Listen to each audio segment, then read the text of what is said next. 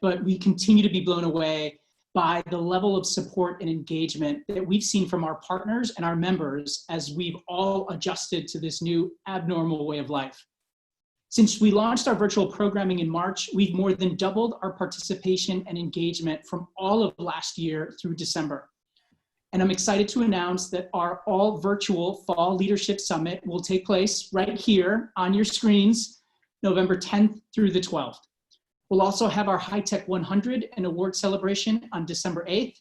We're going to be sending out information on all of these events to you shortly, but I did want to mention them so you could flag those dates with plenty of time. This week, I'm excited to welcome Lili Gil Valletta to take a deeper dive and to formally roll out HITEC's Voice of Diverse Talent in Tech report in partnership with Lili's company, Cultural Intel. I do want to take this opportunity to recognize the support of Capital One, who helped provide the funding for this work. Please join me in recognizing Capital One for their ongoing support, not just to HITEC, but to diversity, equity, and inclusion. Many of you on today's webinar, I'm sure, participated in this session during our summer virtual summit, where we presented some of the highlights from this report. Those of you who were there know that this report is the product of what's now been almost a year-long collaboration to bring this data and these insights to the HITEC community. We were originally going to present these findings at our spring summit, but with COVID hitting, we obviously had to cancel the spring summit. And more importantly, we knew right away that COVID would change how leaders were thinking about their careers and the companies that they work for. So we went back to the drawing board and pulled new data for what we're now calling mid-COVID. And we also looked at sentiment considering the racial injustice and social unrest that's been ever present across our country. We're going to be taking questions, so please be sure to ask your questions in the chat box. I'll be watching those as we go along. I also want to mention that this report is being made available to all current HITEC corporate partners. Hopefully you have your copy already. But I do want to let everybody know that we are going to be we have the capacity to do company-specific reports. So if you're interested in getting data like what you're going to see today in this report, specific to your company, we have the capacity to do that. Feel free to reach out to me or anybody on the HITEC team for more information on how we can make that happen. So with that, let me turn it over to Lili. Great, thank you, Omar. As always, it's great to be here, see some friendly faces, and share what we feel very boldly and strongly. It's an industry first, and I want us all to feel very proud of the leadership of HITEC, the support of Capital One, because truly, we have never seen such a large study with the scale, the agility, and the inclusive lens that you are going to see into how we understand people's sentiment, drivers, barriers, levers for engagement in the tech sector. So we are super excited, and I'm going to give you a big caveat just to get going here. It's 100 pages long. So we're not going to go through 100 pages right now, but it gives you a sense for the depth. However, you're going to get enough to get some of the meat and realize how valuable data can be and is once you get a hold of the report. Okay, that said, I'm going to go ahead and get us started. Lots of information here, which actually Omar made it super easy for me because it already sets the context on the why we're doing this. Obviously, COVID changed everything. So we uniquely have a read for what were these factors and levers before COVID and how have they shifted or how are they changing mid-COVID? And most importantly, how are those unique by genders and segments? I will say this because you're my friends in the tech sector. I find it a bit amusing that we are obsessed with user personalization, which is great, right? We all do it for our customers, for our experiences, for our UX, for our products. This right here should compel all of us and challenge us to also apply talent personalization into the way we create interventions in our companies so that we can better recruit, retain, grow, and engage and generate that sense of belonging we need in companies because, as you know very well, one size doesn't fit all. So a lot of those things that you will see here answer those questions around, well, what is it that is driving the sentiment? How is it different across segments so we can be as diligent with human capital as we are with the tech. All right, so with that, here is a peek into the content. Like I said, we're not gonna go through every single section, but you get a sense for what is included or what is inside the HITEC Voice of Tech report. But let's go ahead and also give you a quick read. I'm not gonna read this full paragraph, but for those of you purists and technologists and researchers in this audience, there is a very solid write-up of the method. We at Culture Intel have had the pleasure of teaming up with researchers at Harvard University, at the World Economic Forum, with other major academic and institutions. So the method has been fully vetted, validated, and there's some rigor into how we do what we do. In case you're wondering, just as a reminder, the headline is, the algorithm of Culture Intel is able to scrape and harvest every single open source digital discussion that is available when you and I are speaking, when nobody is asking us, in an unsolicited and unbiased way everywhere, not just social media.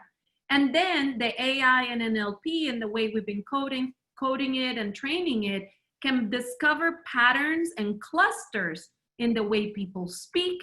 And that is what gives away those thematics on the barriers, the drivers, and the context, in this case, for people that self-describe as working in the tech sector across genders and ethnicities. So that is, again, the headline of what this paragraph and the method looks like. If you want to learn more, happy to tell you more as a follow-up. All right, so here is the universe. So when we say it's an industry first, this is why.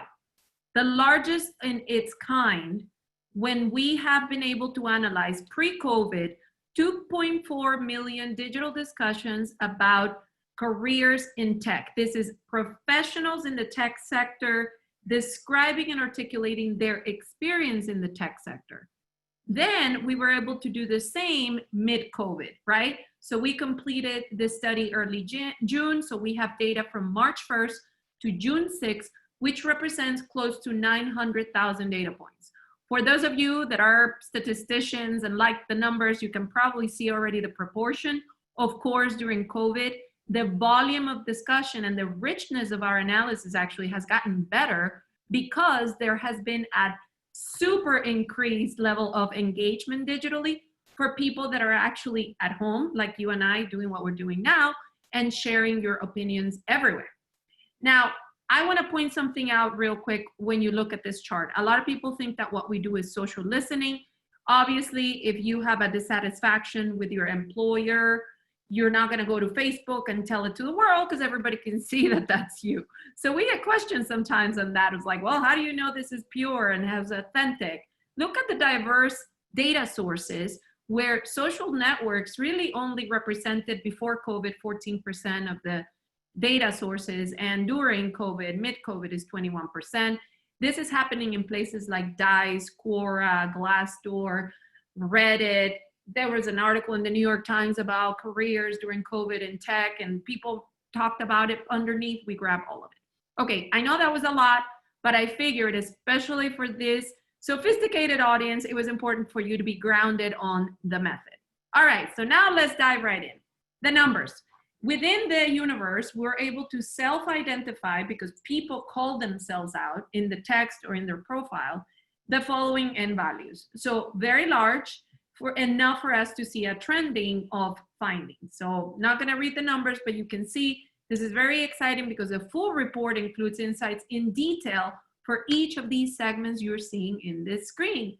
So you can evaluate before and during, make better decisions from a policy standpoint, from an intervention, prioritizing what your BRGs are supposed to be doing or not, and really helping inform how that pulse for engagement and satisfaction is shifting or not.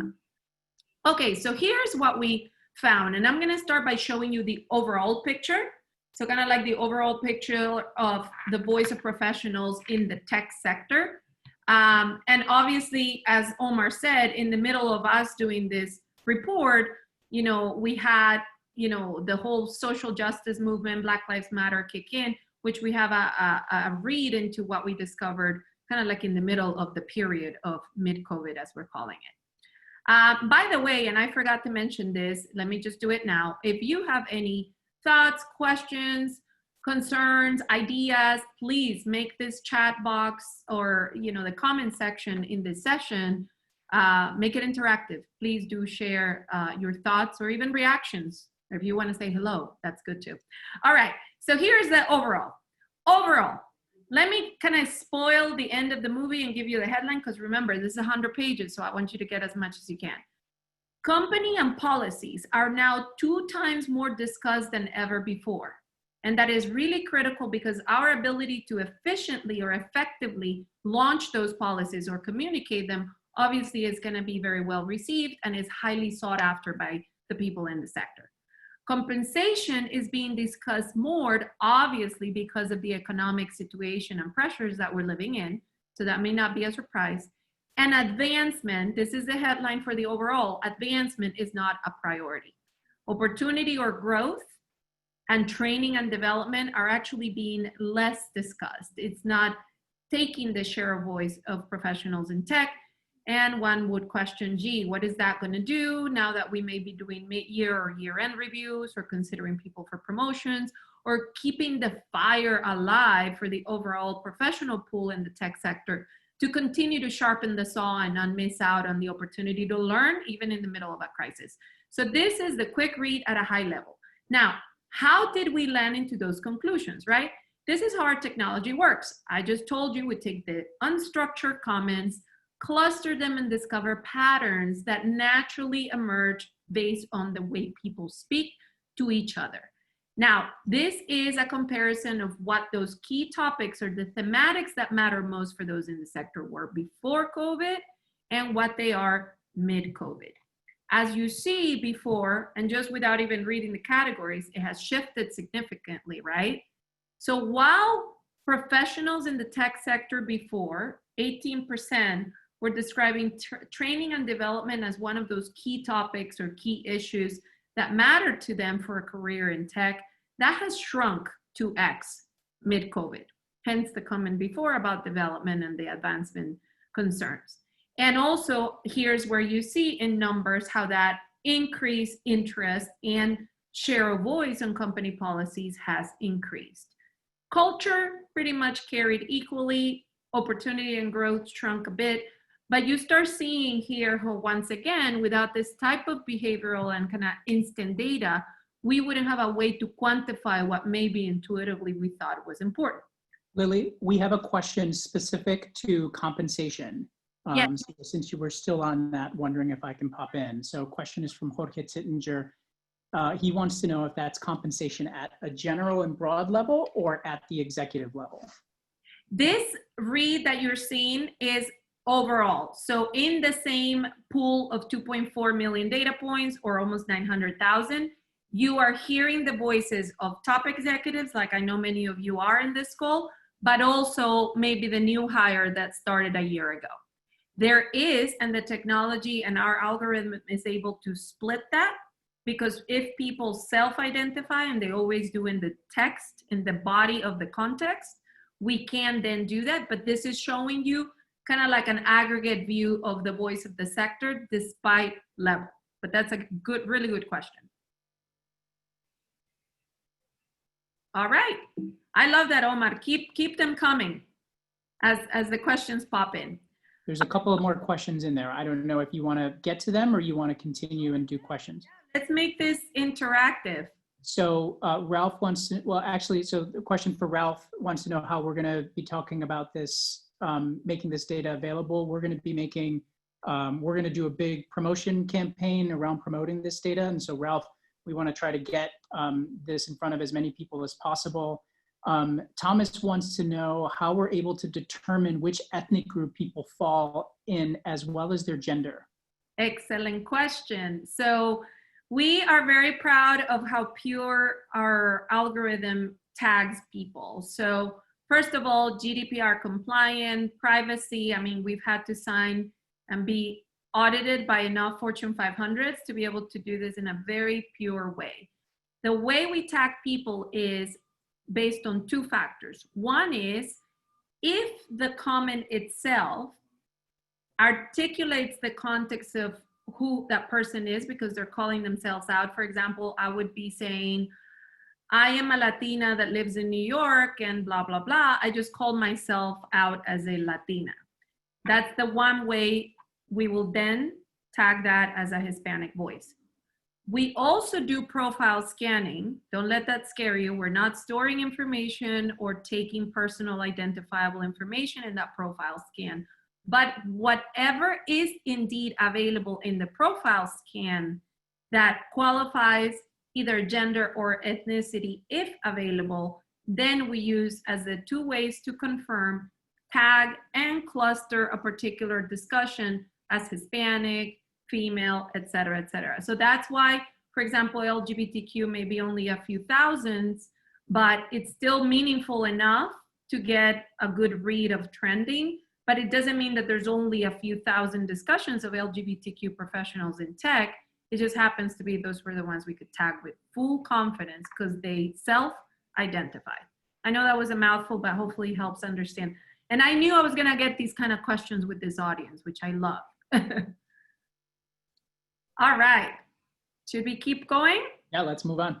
All right, so here is the read for what we call the centimeter. What does this mean? Of the volume of discussions about careers in tech, what percentage are positive, negative, or neutral? So it gives us an indication of satisfaction. Of course, these are a proxy for engagement, for how well their employers are acting before or during. And this is a very interesting read. In other sectors, non-tech, because we've done different sectors in this season, we've actually seen the positive sentiment go up. In this case, it actually went down, with the negative increasing slightly, and also the negative pretty much staying the neutral, staying about the same. Now, this chart shows me the before and during, but why? And this is where the magic happens with our tech. While it didn't shift more, it has shifted to some extent. And let's just dig into the positive sentiment, which these are the things that people appreciate and articulate as the drivers to a good place to work in the tech sector. So people were focused before on their day-to-day job over the company itself. So they were valuing, when speaking positively about their careers in tech, valuing the compensation, the opportunities, the training in company, and they were very kind of like involved on aspects of the job as positive levers. That has shifted during the pandemic to a different context where the company itself has risen up to the occasion, and therefore people are appreciating them doing so. So people's satisfaction is coming from the company's environment and the stuff they're doing. So it's more circumstantial to the environment, to the context of today, than the job itself. So the effects of quarantining, of course, is taking a toll on us being able to do this in person as we would love to, right? Which also has then impacted in terms of positive levers. Before, community and coworkers were a big positive driver when that's done well in certain sectors or companies, but now it's no longer that big of a driver for positive sentiment. And personal growth as a factor for positivity has also shrunk, which goes in line with the topics that we saw before. I'm going to give you a chart that prioritizes all of this. This is just the headline, so hang in tight because here it is. Here's where you see side by side, kind of like the ranking of the things that are organically described as drivers to positive workplace, positive engagement, and you see a fundamental shift. Again, we're overall, right? We haven't gotten to Hispanic, women, or anything yet. Here is what should be, for those of you in senior positions, for those of us that have the privilege of influencing the C-suite, your heads of D&I, et cetera. You may have a very exciting workplace or job, but right now the lever and the bar has risen all the way above for me to appreciate the company itself, its ethos, its mindset, its value system, which before might have seemed like this, like almost subjective and nice add-on, but now is truly at the very top, qualified as a critical driver to positive relationship to my job in tech. And then the day-to-day job took a second role, and things like compensation and opportunity, yes, while they are important because people are talking about them, as you saw in the topics earlier, when we look in the order of priority of what's truly motivating at least a positive chatter and discussion about companies in tech has to do with that top part of the ethos of the company. So that should really put a lot of pressure, maybe motivation for those of you in the space of human capital, because this means that it's no longer just about, like, let's say, corporate social responsibility or doing the right thing. This is about being the right thing and corporate social accountability, because that measure has gotten to a whole new level in influencing how well I feel or how good I feel towards my company. Now, that's the good stuff, right? Here's the negative. What is it that was driving a negative sentiment amongst professionals in tech before the outbreak? Was mostly related to this good old work-life balance. You know, we know in our sector, and as it relates to technology, there's expectations, there's deadlines, maybe longer hours, there's burnout, there's, you know, there was a lot of that coming loud and clear before. Now there is almost like a reassessment of it all. And this is very interesting because those things that are driving the value as the biggest, you know, positive lever that you saw before also become then, if not done well, a bigger and the biggest driver to negative sentiment. So all of a sudden, not so much the work-life balance, but my company's value system and the fact that maybe they did not rise up to the occasion during this season of COVID. And we're seeing a shift in the barriers. Let me just show you how that looks like as you look at ranking. So your day-to-day job as it relates to my work-life balance, and then followed by compensation, maybe feeling like you're not growing, was a big part of negative before. Now it has to do with the company environment itself. So it's the ethos, is how are you walking the talk? And that, again, adds that level of pressure that is quite unique in this season. And ironically, even this even seems like a contradiction. Again, as I often say, don't attack the messenger is what this data and millions of data points reveal. Job security shrunk. So I guess people, if you still have a job and you were able to keep it, those that do and are expressing it in their comments are not being so worried about, am I going to lose my job?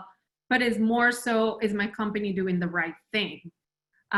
Which is fascinating, almost creating this communal outward bar for measuring how satisfied or not you are with your place of work. And then neutral, I'm gonna kind of skip to it. A lot of people ask me, what does neutral mean? What do I do with it? That's people that are indifferent. So I'm going on to talk online that say about my company as a place to work, but I'm not forming an opinion. I may be just asking a question. Now, what's interesting is before people went online to find networking, hey, has anybody worked at, I know we saw a friend from Microsoft earlier, hey, has anyone worked at Microsoft? I want to learn more about, you know, the opportunities there. And that's an open question. It has no tonality. But now our people are indeed still going online to discuss industry and company information, but also to get peer advice in terms of, hey, what are you doing to, you know, I don't know, take care of your children right now while you're working at home, while juggling all these other things. So it's more like people genuinely asking questions.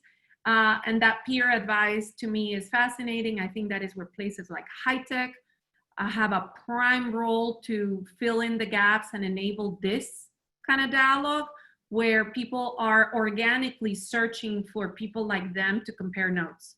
So kudos for these forums and organizations like HITEC that enable this.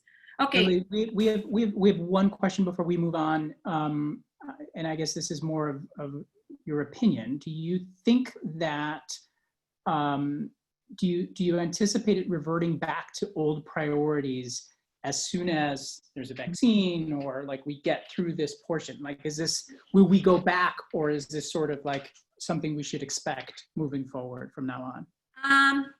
It's going to be the Lili opinion, because again, I would say, let's follow the data and see what it says 6 months from now, right? My intuition in having done this type of work for so many years on cultural intelligence and watching companies from the inside out, I don't think I have ever in 20 plus years of my career seen such a heightened and kind of coordinated commitment, or at least the appearance of commitment on inclusion, flexibility, kind of like drawing outside the lines as it relates to what does work look like and work hours look like. And I just think this is gonna set a new precedent for a new, I hate the new normal, but yes, a new context for how we work. So I wanna see what the data says, but I have a feeling that because this has been so big and so global and affecting everyone from my small company to your big corporations in similar ways, that it's just setting a new standard. A new standard of how we value companies and our expectations of each other, and even the need or the craving of peer-to-peer dialogue and things like this. So again, Lili's opinion, so let's see what the data says a few months from now. All right, this is where it gets really fun. Boom, this is a very busy chart. Remember, the report does have this carefully, segmented for all. You're getting the cliff notes, sort of. But here's what it looks like just in a very busy, crazy eye chart of what that centimeter or people score profile was before COVID and how is it mid-COVID. So here's what's very interesting is you just see a lot of us tend to go into the red, right? So for Black Americans, the red got bigger during the COVID season. For Asian Americans, it actually became less, but there were more questions on the neutral side. When you see to us, fellow Latinos, the negative actually did go down. It was almost a marginal or no change at all. However, I do want to call out that 22% of neutral, because in some work that we've done for companies specifically on these metrics for them, the Hispanic tends to have a bigger gray. What does that mean? It may mean that they have more questions that haven't been answered internally by the formal communication channels. Therefore, they're trying to find answers somewhere else. So I think that is interesting, and we have seen it play out in company-specific data as well. But as you see, it's not like an earth-shattering finding that, oh my gosh, everything became so negative or so positive. But what is unique is what is it that is driving the positive and the negative by segment, because yes, there are many differences between the segments. Did I hear that there's a question, Omar, or no? Are we good? I think we're good. Okay. So for the sake of time, I did ask our data team to kind of cram all of the findings of drivers and barriers in a few slides. Warning, it's going to be a very, very busy chart, but it's very rich. And in my mind, an amazing action map for knowing what stacks up where for whom. But there is a more careful description in the back of the study that shows it for each. So I warned you, busy chart. Busy chart, but very insightful. Why? This is how I like to read this from like top down. First of all, what are you looking at? You're looking at the drivers to positive sentiment for careers in tech by segment. That means that when people are positively discussing their experience, this is the share and the topics that we were able to identify and cluster organically. And this gives us hints for prioritization of the things that are likely to drive engagement, that are likely to drive this, sense of belonging and staying excited about the work. So you see that the number one does change across segments. Hispanic and Asians share the same one on day-to-day job, and we have more specifics on what that means. And then the company environment itself plays more of a priority for women, Black, and LGBTQ+. Then when you start seeing what's underneath company environment or what's underneath day-to-day job, for us Latinos, compensation plays a much higher role than anyone else. I have many intuitive answers to that, maybe giving a little bit of digital anthropology to the number.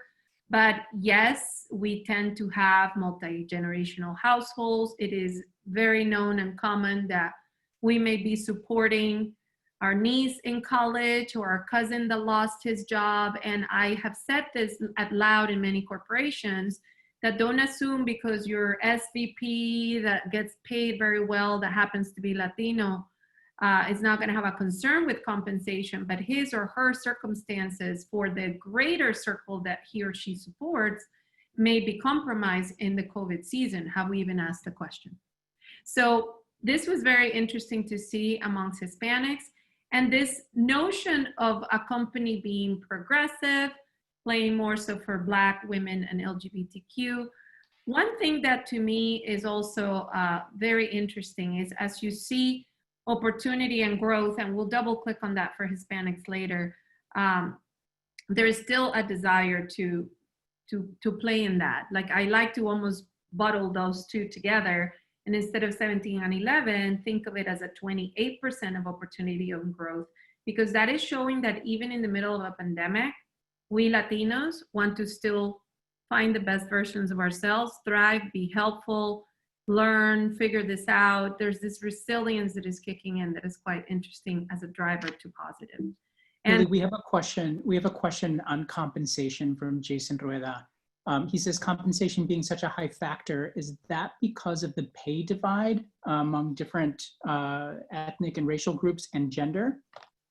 Yeah, you know what? That is it's a hypothesis, right? And this is the beauty with this data. We can and indeed double click on compensation here. Remember, this is the voice of the people, right? So when people speak about compensation, we can then see, maybe I write down as a homework, we can see what is it specifically in the context of compensation that they're describing.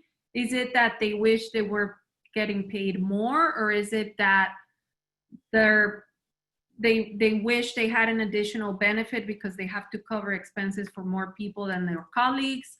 So I'm not sure, but like my hypothesis on the fact that we probably are likely to be taking care of our parents and extended relatives, maybe adds a different pressure in this season, is one of those hypotheses. And what you're describing could be a valid hypothesis for that as well. That if you're already starting with a pay disparity, and now we're in the middle of a pandemic, and now I also have parents and my cousin that lost his job that I'm trying to help, then it aggravates it even more. But again, we're drawing conclusions as digital anthropologists, I guess, as we see this. But there's more further down on what we mean by compensation, and I would love to double click on that with the data itself. That's a good challenge. Let me show you the negative, because we are humans. We always want to see what is it that is wrong so we can fix it. Actually, it's a good way to look at it. Like typically when we create these maps, we call them an intervention map or a barriers map, because what do you do in business? You solve for gaps. These are your gaps. So if I need to solve for gaps, this means overwhelmingly as a shared big issue, let me call it that because it is bloody red negative, the company's environment and the value system of the company is ranking equally as a negative driver for all segments. That means the era of, like I said before, the program, the NICE initiative, it's now being looked at as, are you walking the talk? Is there accountability beyond just social responsibility? And this should be a big kind of new call to action for anyone in leadership, for that matter, in this season. And I think this is one of those things that is fundamentally different, because as you saw earlier, before COVID, barriers were related to work-life balance and other things related to the job, not so much this ethos, or is my company inclusive? And do I feel like I have a supportive environment or not? That has changed. So this is fascinating. And here's another thing that for Latinos pops out. You see personal growth circle at the bottom, also for Asian Americans. A negative driver is, you saw in the positives that they do want opportunity and growth, even though we're in the middle of a pandemic, we Latinos do.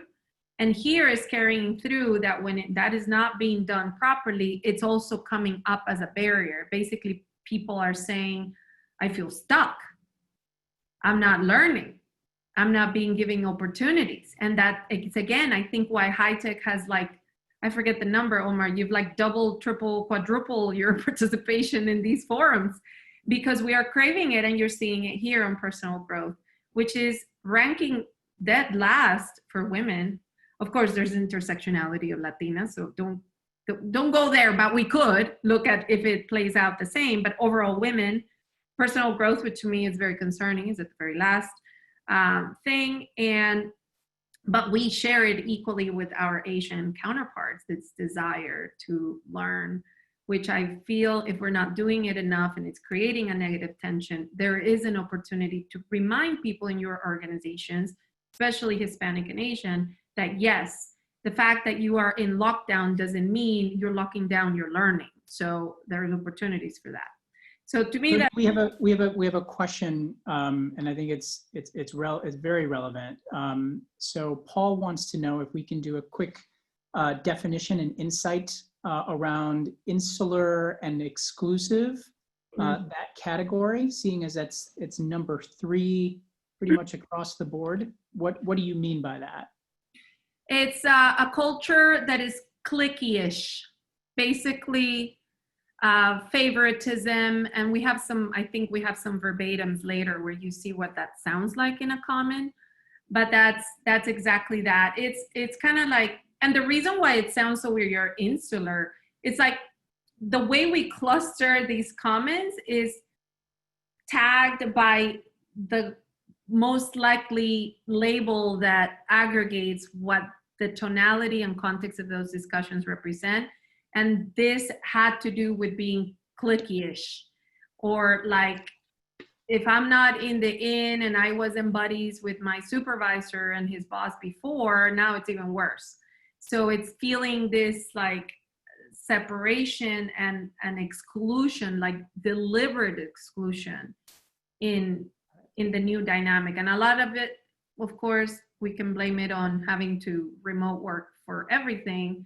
But if there was already some of those tensions before, now it's even more aggravated, especially across the diverse segments. Yeah. Got it. We have another question from Heidi, and it's around how companies are actually using data like this to put into action plans. That maybe we can close with that. Maybe you can talk a little bit about your examples with some of the companies that you're working with and how they're using this data. But for now, why don't we move on, and then maybe we close with that. We have about another 20 minutes to go.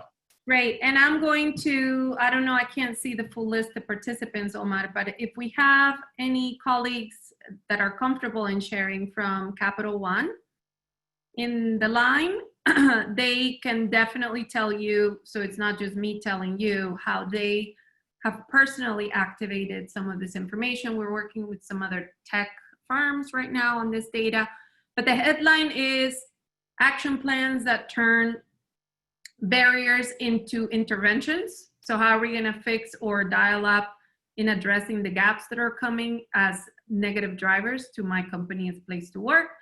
And if there are some things that are driving positive that are overwhelmingly shared and they're loud and a big share, let's celebrate those and make sure that we tell those stories of good as well. That's just a quick headline, but we can double click. And if Capital One is on the line, I want to put you on the spot, if that's okay. All right. So I'm going to show you women, and we only have 20 minutes. I'm actually going to just take 10 minutes of showing you data so that we can leave some more room for discussion. But this is going to not be a thorough explanation as we've done to this. I just want to give you a tour of what the deeper cut by segment looks like inside the report, okay?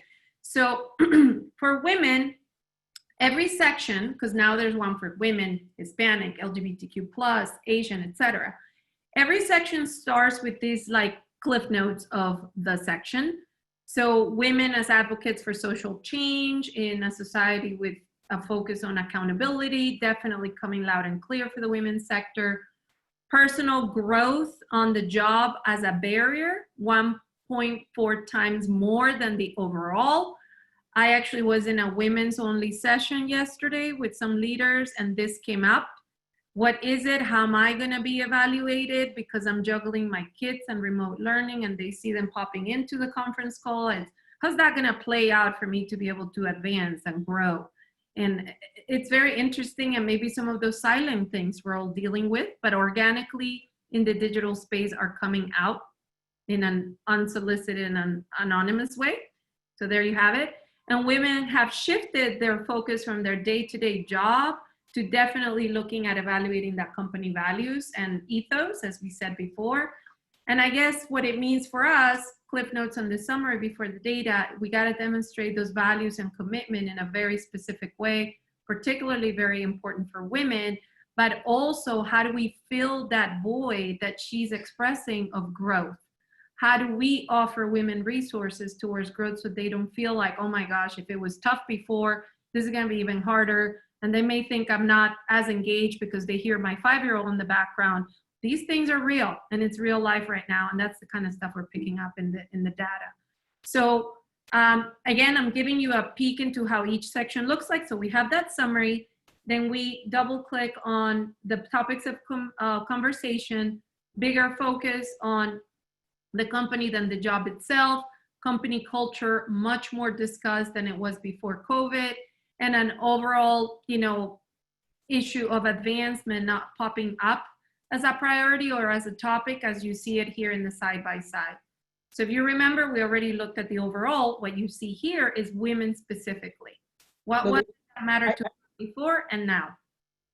I think that's really fascinating, Lili, because the first time that I looked at this data, when I was looking at the women breakout,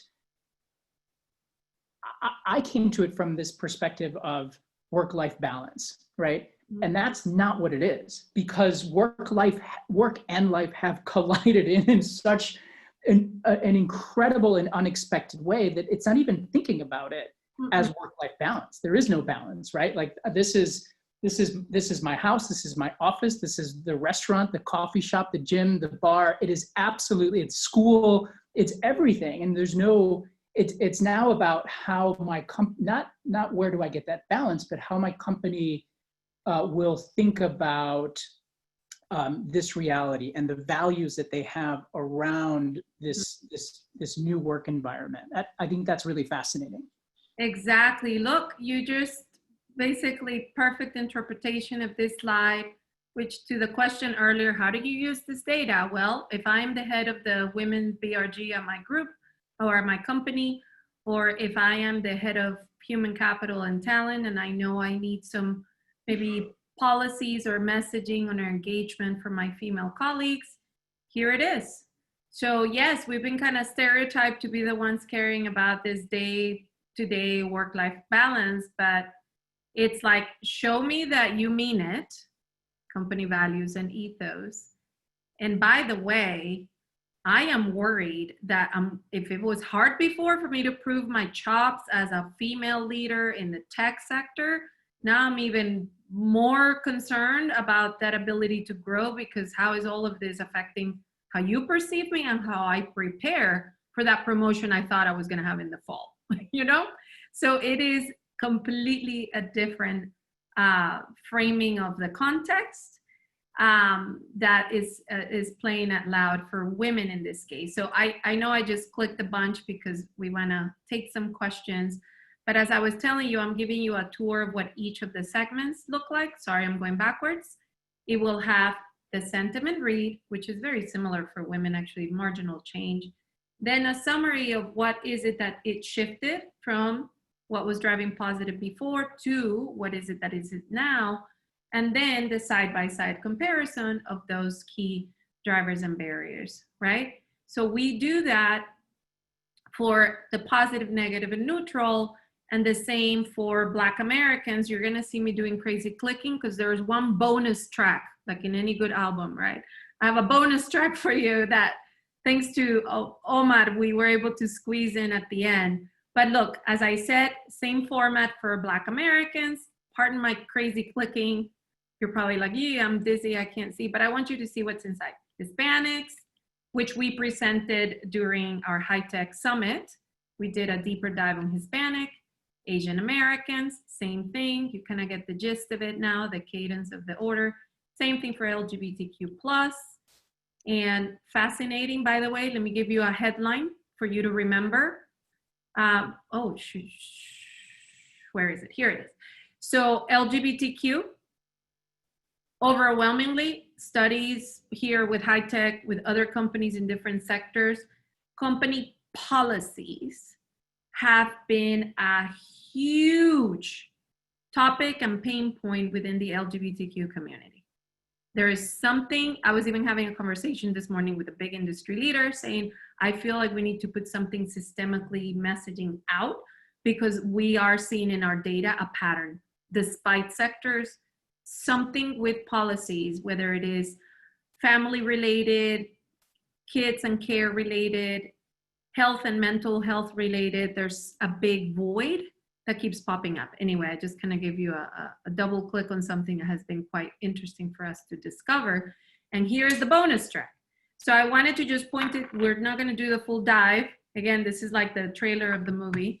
But we were able to run a quick analysis of when companies are responding to social injustice and Black Lives Matter after the George Floyd incident, how are people that work in the tech sector evaluating corporate response?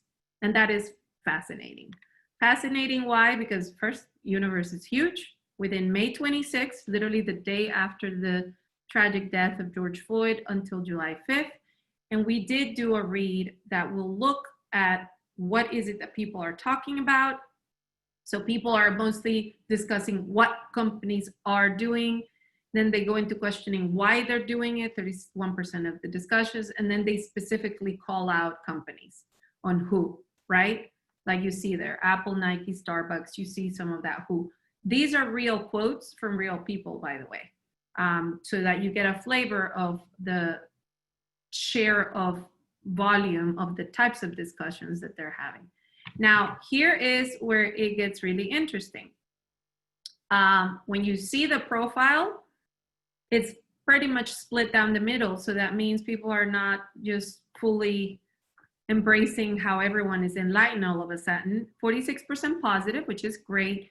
But when you sum 43 and 11 in negative and neutral, it's quite a bit of people that are kind of skeptic. And then we go, and again, bonus track, I'm showing you the highlights of it. Then we go into showing you how that, what's driving the positive and the negative at different stages of a corporation's engagement. Some people are just joining the conversation. Others seem to be just reacting. Others are actually responding with some sort of commitment. And there's others that are truly committing to change with metrics, with transparency, and then we can see some of those levers across the different segments. So this is overall. Then we go into how that shifts by segment when I'm evaluating a corporation in their response to Black Lives Matter.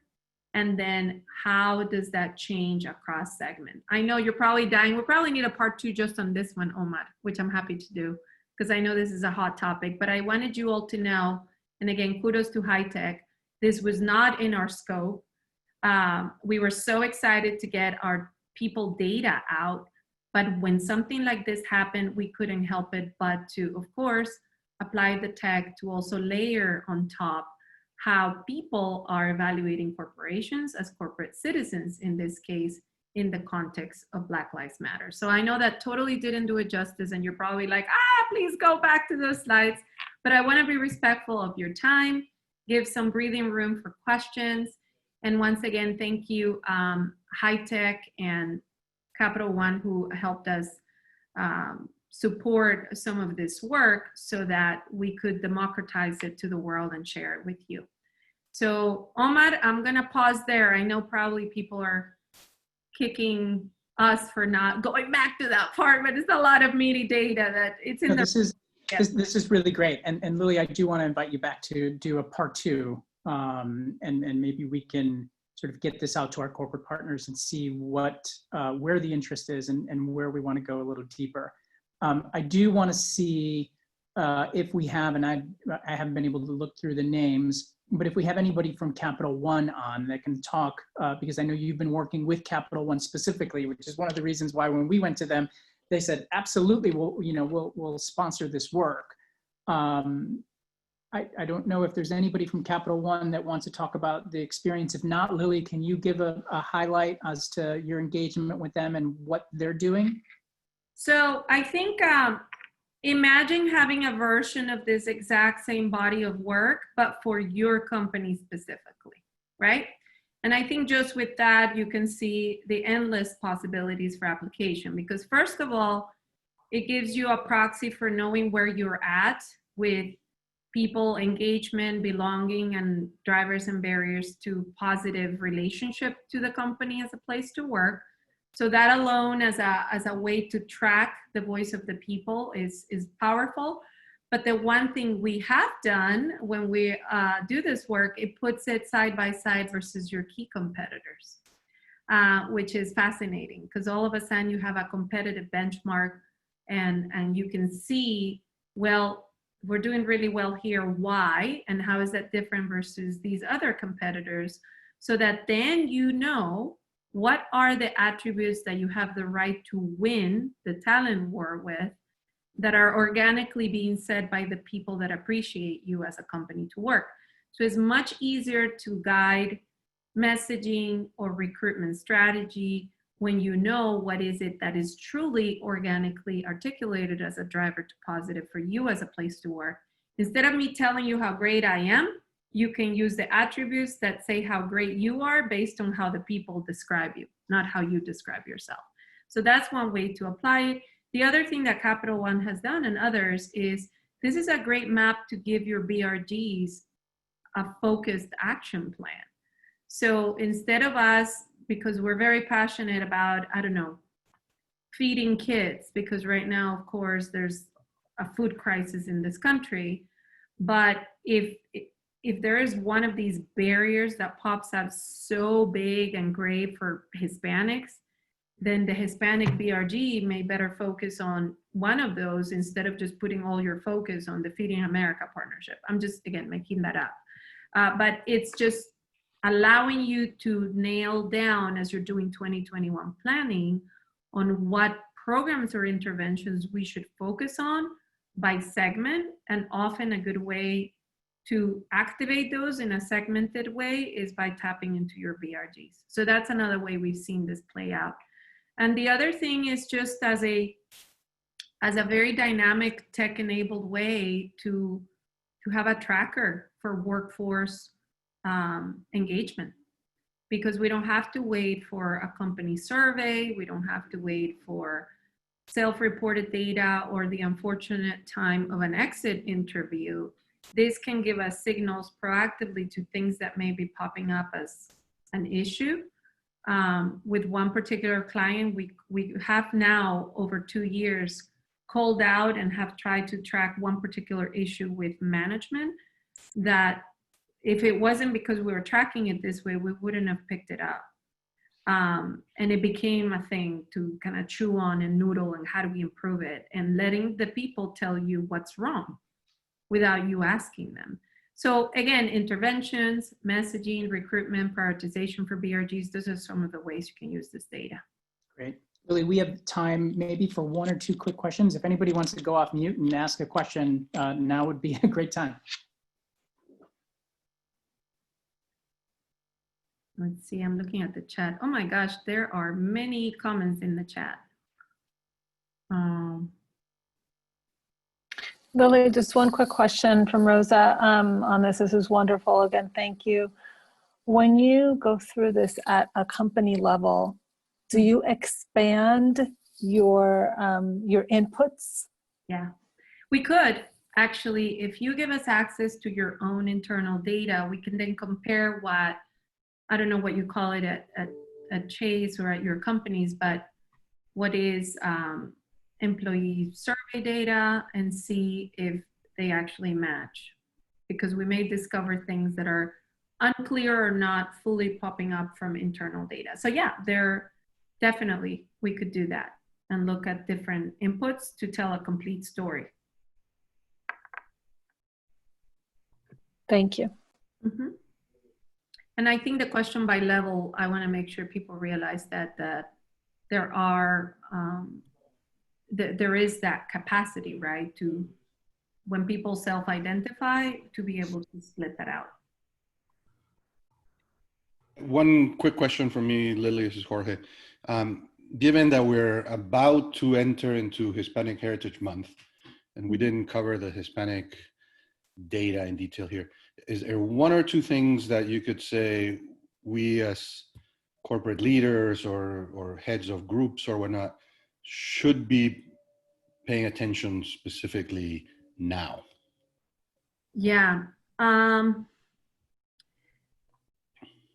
The one segment that is, remember, this is specific to careers in tech. I was so proud and surprised, and Omar and I talked about this before, to see Hispanics' desire to learn and grow in the middle of a pandemic, unlike the other segments.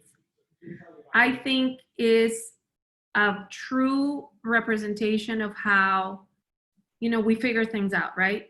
Like I'm from Colombia, right? Like if the blender breaks, you fix it. You don't throw it away. Here you throw things away and buy a new one. So it's like if something is broken with now and this crazy times, it's like we want to be better. We want to figure it out. We want to, hack it, fix it. And I don't know if corporates or corporate leaders are tying those.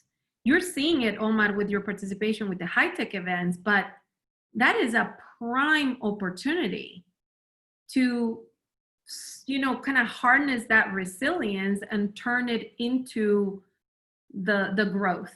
Now, that is unique to Hispanics, and you also see it to some extent with the Asian Americans, but to me, it was a huge surprise.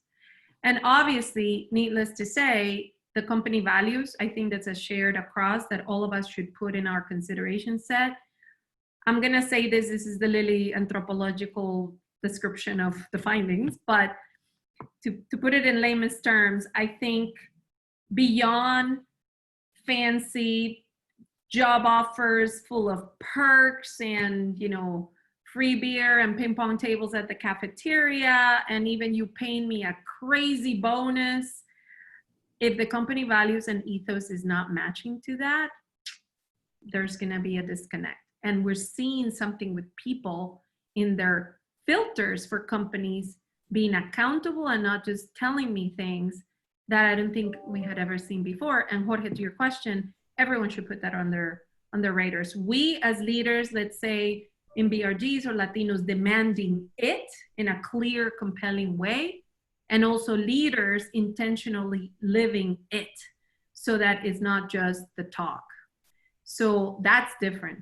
I had never seen that ever in our, career experience. So, but let me say this again with love, because I think a lot of us are fellow Latinos here. One conversation I've had a lot with colleagues in Hispanic groups or leadership and Hispanic, conglomerates and companies or outside. If now company values and the need for accountability is so loud and obvious, then it's also on us to make sure we demand that accountability to our groups and communities. So if there was a time to be bold, is now, because inclusion is inclusive. And we gotta make sure that right now, if in the middle of business planning, we are not, standing up out loud and saying, we wanna grow, we wanna hold the company accountable and be helpful. And let me remind you, we're still America's biggest minority with the fastest growth rates. Then let's have a conversation and see where commitment really is. So that's very important. Lili, we're at time, but if you have time for just one last question, I see that Jason has sort of raised his hand over there. Yes, sorry, don't mean to prolong this for you, but I was just thinking that the perspectives of what's important to me will be very different based on generation. Yeah. And so I'm curious as if there's a breakdown from a millennial perspective versus a Gen X or a Gen Y and so on. And mostly because the millennials really factor in their time and they value things that we as Gen Xers or even some Gen Ys were taught that this is the way it is and you deal with it. Yeah. And they've given a voice to a lot of us who just accepted things. So I'm curious to see how the difference is between the various generations. That is a great point, and something we did not report in this body of work, but can be done because the data pool is there. So we have the data set, we have to double click on that dimension. For some of the work we are doing specific to companies, we do go into generational differences because you're right, they are very unique, for sure. Like I'll tell you just headline of another thing we saw, like the younger the generation, the more catastrophic and kind of frozen they got with everything COVID. The older, the more pragmatic.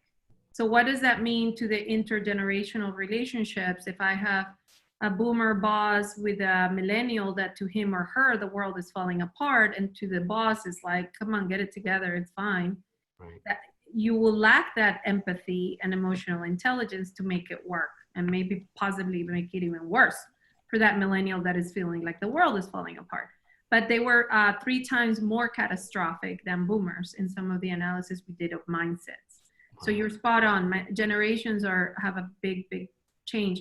And not to spook all of you with that data, but we saw that catastrophic mindset in March amongst younger generations. I don't know if you all saw, but the CDC put out that in June, 25% of young people, that's millennials and Gen Zs, seriously attempted suicide. That's 1 in 4. That's a lot of your workforce and our colleagues. So it is, yeah, you're right, it's different. Wow, Lili, this has been absolutely eye-opening and just so insightful. Thank you again for your collaboration, for your time today and presenting to all of us. It looks like we'd love to have you back for a round 2 or maybe a round 3. So, you know, please, everybody on the call here, stay tuned. If you'd like more information, I know that I captured in the chat some individuals that were looking for the company-specific breakdown. We'll be in touch. If you didn't mention, you didn't reach out to us, feel free to do that. We're able to help you take that next step. But once again, Lili and everybody on here, thank you so much. Have a great weekend, and we look forward to seeing you soon. Thank you, everyone. Be well. Bye. Ciao. Mil gracias. Gracias a ti. Thank you. Thank you, Omar. Hola, HITEC familia. Have a great weekend. Thank you too, Susana. Thank you to all the EP fellows and